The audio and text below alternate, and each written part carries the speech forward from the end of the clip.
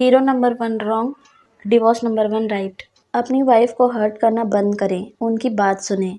She is the only well wisher of your in this world and of course the love, the Lakshmi, the fame, the success all bring back to you through her. So keep listening her and prioritise her. क्या सुनीता आहूजा ने गोविंदा पर cheating और affair के allegation लगाए हैं? क्या अब उनकी 38 साल की मैरिज टूट जाएगी? ये तो आपने सुन ही लिया होगा कि बॉलीवुड के हीरो नंबर 1 गोविंदा की वाइफ सुनीता आहूजा ने डिवोर्स का केस फाइल किया है और कई सीरियस एलिगेशन लगाए हैं। सुनीता ने अपने पति गोविंदा पर धोखा देने, अलग रहने और क्रूरटी के एलिगेशन लगाए हैं। आज हम उनके चीटिंग डिवोर्स कंट्रोवर्सी को डिस्कस करेंगे। गोविंदा और सुनीता आहूजा की लव मैरिज हुई थी। वो दोनों पहली बार गोविंदा के मामा के घर पर मिले थे।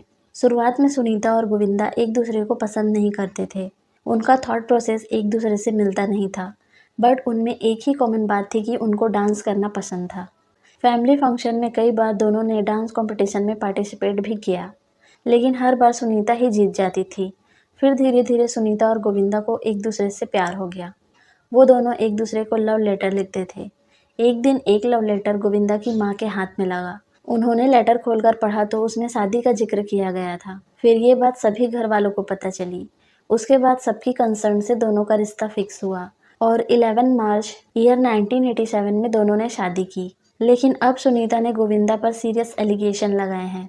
गोविंदा की वाइफ सुनीता आहूजा ने इलीजेडली बैंड्रा फैमिली कोर्ट में डिवोर्स के लिए एप्लीकेशन दिया था। उसमें चीटिंग, अदर वुमेन से अफेयर और क्रूरटी को अपनी 38 ईयर ओल्ड वेडिंग को तोड़ने का बेस बताया था। कोर्ट ने गोविंदा को मई 25 में बुलाया, लेकिन वो कोर्ट नहीं पहुंचे। तब कोर्ट ने रीजन बताओ नोटिस उनके घर पर भेजा था। अभी रिसेंटली सुनीता ने अपना ब्लॉग शुरू किया है, जिसके पहले ही ब्लॉग में वो बहुत रोने लगी। कुछ दिन पहले ही उन्होंने यूट्यूब पर अपना ब्लॉग चैनल ओपन किया है, जिसमें वो शायद डेली ब्लॉगिंग करने वाली है, जहां वो पुजारी से बात करते करते रोने लगी। आप में से कुछ लोगों ने वो ब्लॉग देखा भी होगा। उन्होंने अपनी पर्सनल लाइफ को लेकर ओपनली बात किया। उन्होंने क्लियरली बोला, आप खुद देखो। तो आज जो भी परिस्थिति है या जो भी मेरा घर परिवार तोड़ने की कोशिश भी करेगा, तो मुझे इतना मालूम है कि माँ इन लोगों को कभी बख्शेगी नहीं, चाहे वो अपना हो चाहे वो पराया हो। इससे साफ पता चल रहा है कोई तीसरा है या था जो उनके बीच में उनका घर तोड़ना चाहता है। शायद यही चीज गोविंदा पर चीटिंग और अफेयर के ब्लेम का रीजन है, जो सोशल मीडिया पर फैला हुआ है। सुनीता ने गोविंदा के एक्स्ट्रा मैरिटल अफेयर के सारे सीक्रेट खोल दिए और इसी वजह से उनकी मैरिज शायद टूटने वाली थी। In my opinion, extra marital affair का इफेक्ट सिर्फ हस्बैंड वाइफ पर नहीं पड़ता, बल्कि पूरी फैमिली और बच्चों पर भी पड़ता है। बिकॉज एक शादी का बेस ही फेथ होता है। ये फेथ नहीं होगा तो रिलेशनशिप नहीं चलेगा। बार बार के झगड़े से एक रिलेशनशिप को बचाना डिफिकल्ट है। इससे मेंटल हेल्थ पर हार्म होता है। फिर ये बोला जा रहा था कि गोविंदा के मैनेजर ने डिवोर्स न्यूज़ पर रिएक्ट किया।